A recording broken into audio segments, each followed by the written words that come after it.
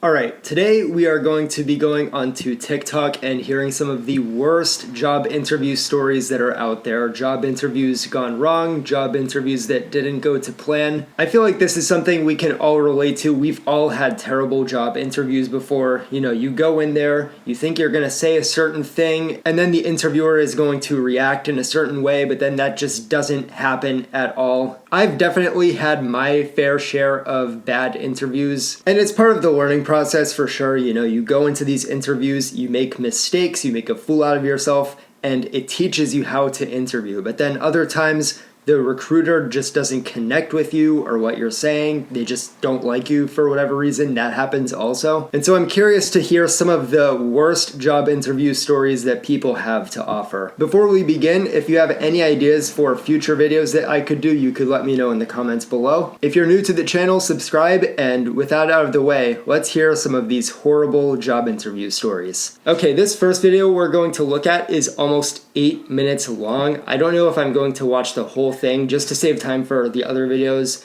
but let's see what she has to say. Hey guys, so I'm actually going to be kind of vulnerable for a minute. I don't usually do this, but so this was about maybe a year ago at this point. I had a job interview for a job I really wanted.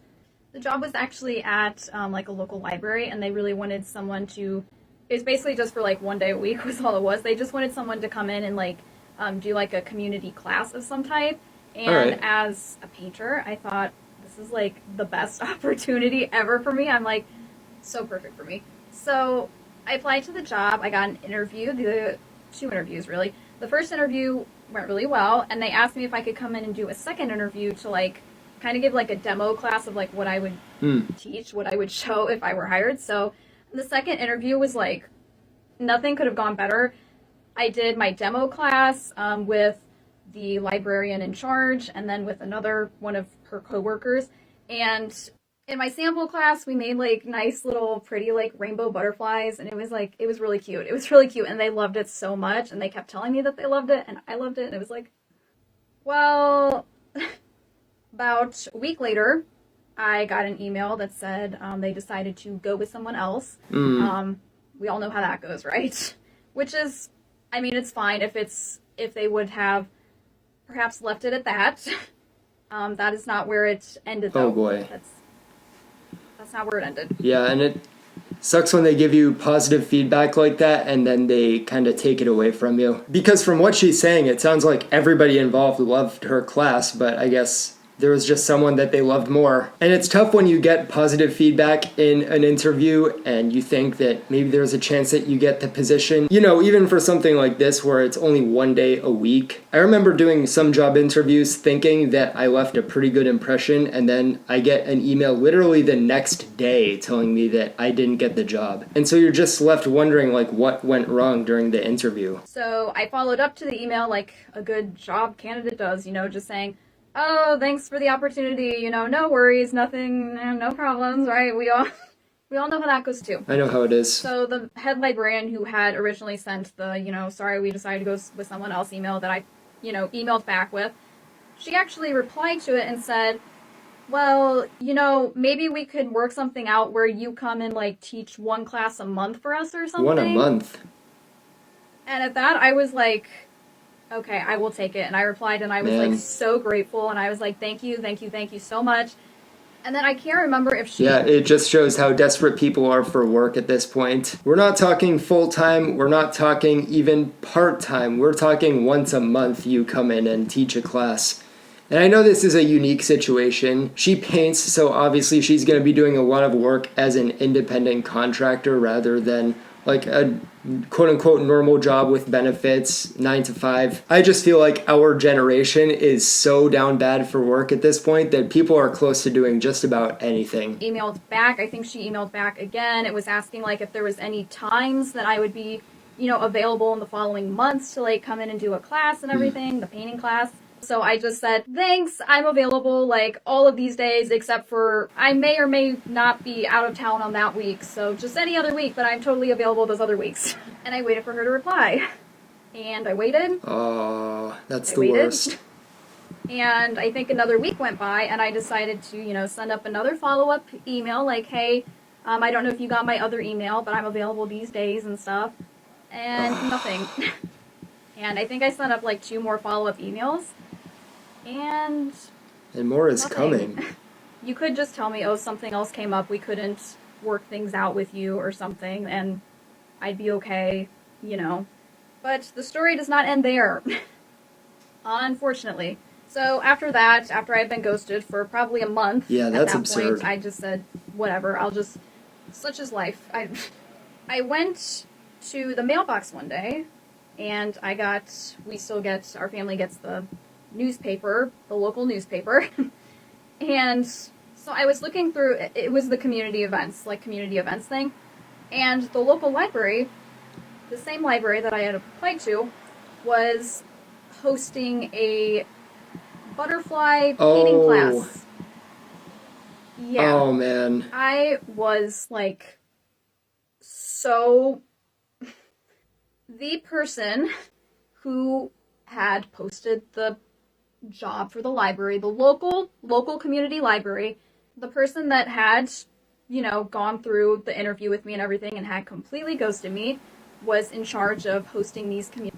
All right, I'm going to cut it off right here just because this video is super long. And there are other TikToks I want to look at in this video, but I feel like at a certain point, you just have to know when an employer is a red flag. You know what I mean? Because it's a job interview for you, the candidate, but you are also interviewing the company you're working for. A company that ghosts candidates for months is not one that I want to work at. It sounds to me like they just took her idea for the class, found someone they liked more for whatever reason, and then just had that person teach the class. And I know this video is a little bit off topic because this video is about job interviews going badly, and it sounded like she actually had a pretty decent job interview. But this is the other side of it, when you have a job interview that goes well, but the process after that is the part that's horrible. Whether it be from brutal job rejections or getting ghosted for months like this person did. And I've been ghosted for jobs where I've been through 2, 3, even 4 rounds of interviews, and I always send a follow-up email after every single job interview. It's good practice and it keeps you in the recruiter's head, But there have been times where I've sent the follow-up email and then they respond to me like 2 months later saying, yeah, sorry, we decided to go with someone else for this role. It's like, yeah, I kind of figured that. The 2-month pause between emails kind of told me everything I needed to know. All right, but now let's see if we can find some actual interviews that went really badly. Let's take a look. Here's my first horrible interview story. And just a disclaimer, I'm not going in any particular order, so these interviews could be from last year, from 2022, from 2021. Just note that all these interviews take place after 2020, which is the year that I graduated from college. So basically, this interview was like a couple of years ago. This actually was in 2021, and it's kind of funny because when I did this interview, I did it during my lunch break at my previous job. Oh, yeah. And I know what it was that's like for some kind of like, I think, mortgage or like. Yeah, when you have a 9 to 5, you really don't have like any time to take job interviews. Like, I know people who have taken PTO for it. I know people who use sick time. And if you've watched my other videos, you would know that recently I actually got a new job. So this isn't something I'm going to have to be doing anytime soon. But for the people who do it, I'm curious, how do you interview when you have a 9 to 5 job? Let me know in the comments. It was a Zoom interview. I was being interviewed by 2 people, and they didn't really seem to really care. They were just kind of talking, and they weren't very, I guess, enthusiastic about the job. They seemed very, like, mellow and just boring, and they seemed like they weren't really enjoying their lives. But basically, I was talking, and things were going pretty well. But when I applied to the job, and this is back in 2021, I was kind of dumb when it came to applying to jobs. I didn't really know like what you should and shouldn't do, but I basically applied to the job. But the thing was, the salary wasn't listed, which is obviously a red flag. But I didn't think that was a big deal because I just wanted to get a new job that would hopefully turn into a career. So when I was answering questions, the guy asked me, any questions? And I asked him, how much does the job pay? That's and brave. He said, we're not. And then he was like, we're not going to talk about that right now. Like, that's not something that we want to discuss. Okay, yeah. I mean, I know that's kind of a question that you're not really supposed to ask in a job interview Like, how much is the salary? What am I going to be making? But also, a company that isn't transparent about that, I kind of look at that as a red flag. Like, what I find when I interview is a lot of the times they'll actually, in the first round interview, they'll tell you what the salary is. And they'll ask, is this something that you're comfortable with? Because they don't want to get to the end of the interview process with you and then tell you the pay and then find out that that's too low for you. And I guess I can see the other side of the argument, like they want to make sure that whoever they're interviewing is in it for, I don't know, liking the company versus just the pay. I don't know. I just look at it as a red flag, and any company that would like try to keep that from you in the interview process, I wouldn't really want to work for them. And when that happened, I was like, oh, okay. But now looking back at it, I was like, that's a red flag, because why do you not want to tell me how much you're paying me? Like, it's bad enough that it wasn't listed on the application that I found, but the fact that I asked you how much you're paying and you don't want to tell me, that was very concerning. And it didn't really dawn on me until after I'd done the interview, and I was like, wait, why would he ask that? Or why would he say that, excuse me? Like, why would you be upset if, a potential employee is asking how much you're going to pay? Right. That shouldn't bother you at all. Right. I did some digging, and apparently the job paid like $12 an hour. So honestly, I dodged a bullet. But yeah, that did. was still pretty concerning to me, because the guy was just so like, no, I'm not telling you how much it pays. Like, how dare you ask me that question? Like, it shouldn't, like, he seemed like offended that I asked him that question.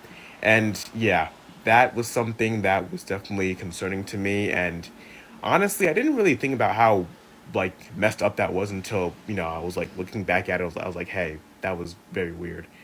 But yeah, that's the first story. Yeah, it's tough when you're right out of school and all of the jobs that you're applying to, like, you have no standard for pay. So you'll take anything, but the jobs that you're applying to don't pay you enough to live on. I was once accepted into a job and then they told me the pay, and I was like, I can't live on that. And I was kind of like, how long is it going to be? How long am I going to be starving to death, basically, until I move up in the company and hopefully make a little bit more? And I feel like that is absolutely why they should be transparent about pay up front, in order to avoid situations like that where they get to the end of the process and it's like, I can't work for you. I can't live on that much money. And I don't know why that recruiter would be like offended that he asked about the pay. I feel like if I was a recruiter and a candidate said something like that, even if I thought it was rude or something, I wouldn't really show it. I would just kind of send them along their way and then not go forward with their application. It sounds like, according to his story at least, that the recruiter got like personally offended that he asked that question. It's so strange, man. I bombed an interview so bad today. And this is why I'm not stressed about it. Because during that interview, I learned a couple things. One, I learned that I probably am not ready for that level. Okay. Because I don't really want all that responsibility. Two, I also learned an important thing about cultural fit. You know how a lot of people talk about, are you ready for a fast-paced work environment? And then you get in an interview where they're just like, yeah, by the 30-day mark, you're not considered a new employee. That had me shook to the core. This person in the interview literally said, we're like a family and people are going to fight like siblings. And I was just like, yeah, that doesn't sound like a place that I'm going to fare well in. So I say all this to say that sometimes you go and bomb an interview and it's okay. I can actually kind of relate to this because I have gone through job interviews before where I kind of realized afterwards that I should not be applying to those kinds of positions. And again, it's you also interviewing the company. If they're saying something like, we're a family here, that is going to drive a lot of people away. And you don't want to work for a company where like your values don't fit in and there's like a culture mismatch, because you're just going to be miserable the whole time. We've got this comment on the video here that says, I'm so glad when we are honest with ourselves. Sometimes the roles just aren't right for us. We never know until we get into the interview. I literally said one time, this isn't for me. Now, I agree with this, of course, but at the same time, if I need a job, I'm going to work for the company, whether I feel like I fit in or not. And I feel like a lot of people are really picky about the jobs that they want. Everyone wants to get into the perfect job. And I wish that everybody could get into their dream job, but at the same time, you just got to be realistic about, like, sometimes you just need a job. You need something that's going to put food on the table. And I feel like sometimes I'll go into an interview and I'll walk out of it being like, why did this person even want to interview me? Because it sounds like she was applying to something that's above entry level, something with a little more responsibility. Sometimes recruiters will bring in candidates that don't have enough experience for the role, but they'll interview them anyway for some reason. That's happened to me before. And then they'll kind of pick at your resume for not having enough experience. And it's like, you brought me here. What? You saw my resume. So I don't know. It sounds like this person is taking the positives from the situation, but I don't know. Whenever I bomb an interview, it doesn't feel good.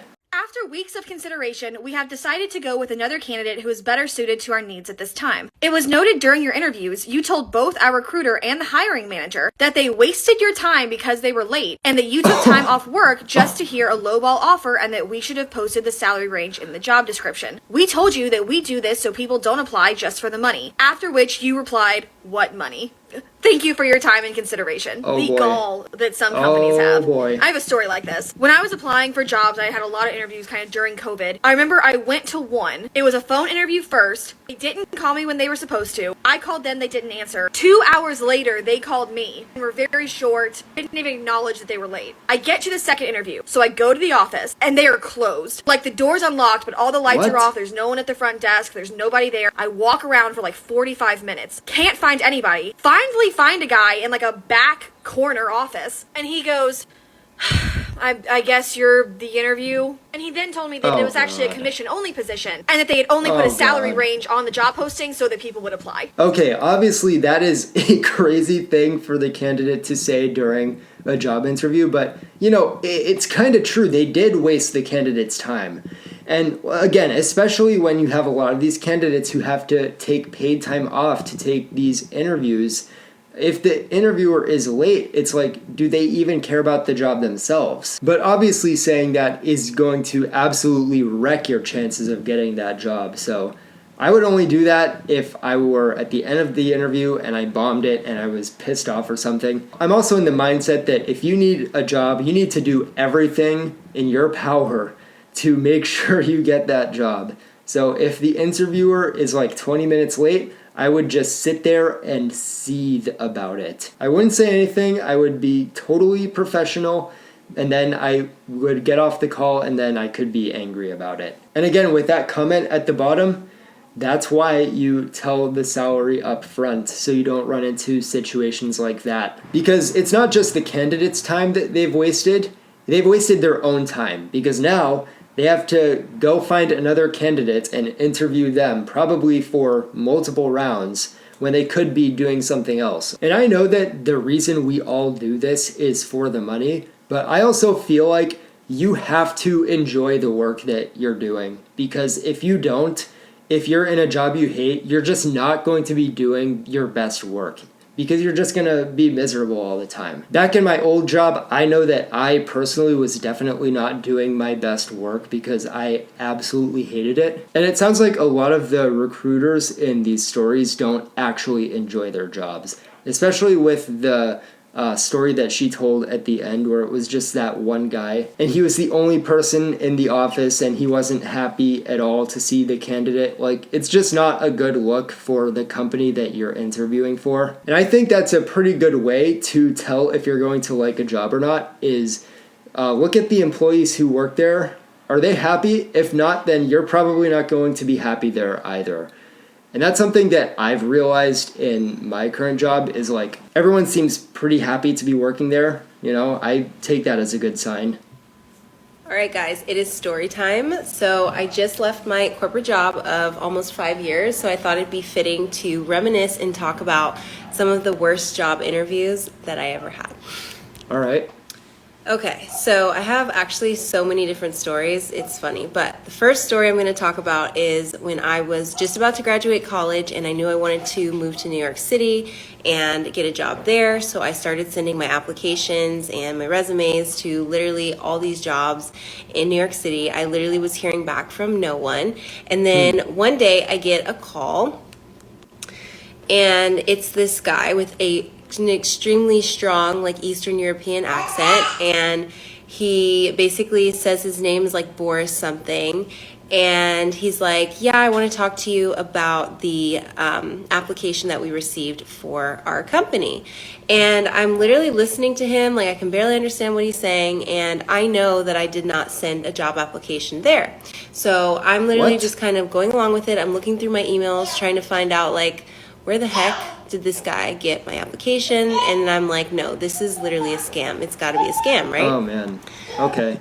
Yeah, I've definitely been in this situation before where, I've been mass applying to jobs and then I get like an email back from a company and I'm like, I don't even remember this. And then you kind of have to, go back into your email, like sort through the different applications. Luckily, LinkedIn actually makes it easy to track the applications. If you just click yes where it says, did you apply to this job? They'll keep it in like your applied jobs folder. And it's useful for situations like that where you're kind of like, yeah, I don't remember applying to this job. So I'm literally like going off on the guy. I'm like, this is a scam, like literally human trafficking.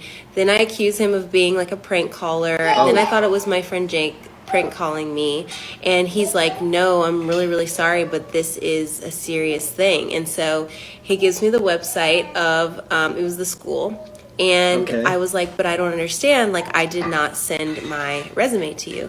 And it turns out that of all the jobs that I had sent my resume to, someone actually had passed my resume along to him because they knew that he was hiring. So very embarrassing. I spent like 10 minutes apologizing, and I did still get a second interview, but I'll tell you how that went in a second.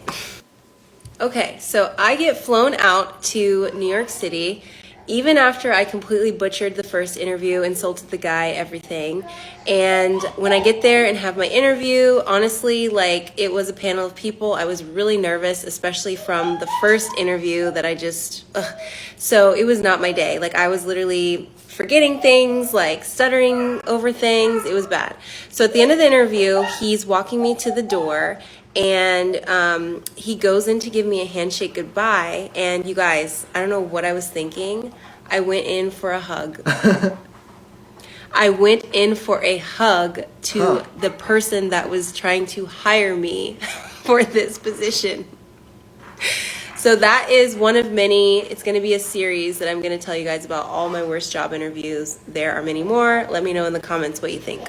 This shows you why, you never like go off on the recruiter. You never get mad like that person in the last video did, is because you just never know. You never know what's going to happen. Even if you absolutely bomb the interview, which it sounds like this person did, there's still that 1% chance that maybe they'll go forward with your application. Like when I was going through my interview process for my current job, I think all of my interviews went really well. But at the same time, I was like, it's a big company, there's no way I'm actually going to get this job, right? And then they invited me back for a second round interview, and then a third round interview, and then I actually got the job. So if this person can accuse the recruiter of being a scammer, and then kind of flubbing the second round interview, and then I guess trying to hug the recruiter at the end of it, and then still get the job, I think that anyone has a chance in all of the interviews that they go to, because you just never know. Unless the recruiter tells you something like, we are not going to hire you, there's always that 1% chance, that 5% chance that, something will happen. But, it was good that she was on the lookout for like scam job postings, because that is definitely a problem.